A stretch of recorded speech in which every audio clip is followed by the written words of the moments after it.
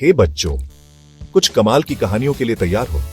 आज मेरे पास दो शानदार कहानियां हैं जो हमें ईमानदारी और दूसरों की मदद करने के बारे में सिखाएंगी। चलो शुरू करते हैं।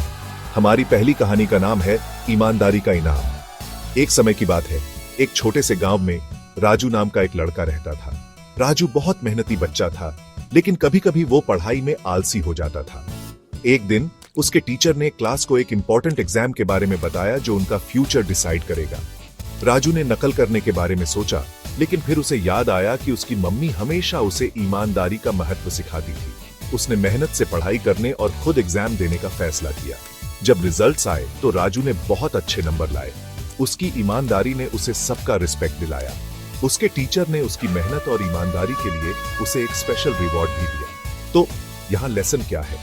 ईमानदारी सबसे इंपॉर्टेंट क्वालिटीज में से एक है और इसका फल हमेशा मीठा होता है। अब चलो हमारी दूसरी कहानी भगवान की मदद की ओर चलते हैं। एक गांव में आदित्य नाम का एक लड़का रहता था। वह बहुत गरीब था, लेकिन उसका दिल बहुत बड़ा था और वह बहुत मेहनत करता था।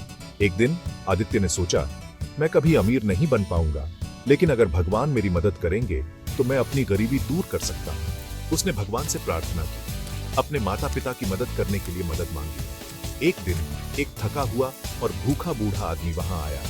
आदित्य के पास सिर्फ एक कटोरी खीर थी, फिर भी उसने वो सारी खीर उस आदमी को दे दी। उसकी दयालुता देखकर भगवान ने उसकी मदद करने का फैसला किया। आदित्य को एक खजाना मिला और उसने उस खजाने का इस्तेमाल गरीबों की मदद करने के लिए किया और वो गांव का सबसे रिस्पेक्टेड इंसान बन गया। आदित्य की कहानी से हम क्या सीखते हैं? जब हम नेक दिल से दूसरों की मदद करते हैं तो भगवान या यूनिवर्स हमेशा हमारी मदद करने का कोई ना कोई रास्ता निकालते हैं। तो बच्चों, हमेशा याद रखना है, ईमानदार रहो और दूसरों की मदद करो। आज की कहानियों के लिए बस इतना ही। अगली बार मिलते हैं।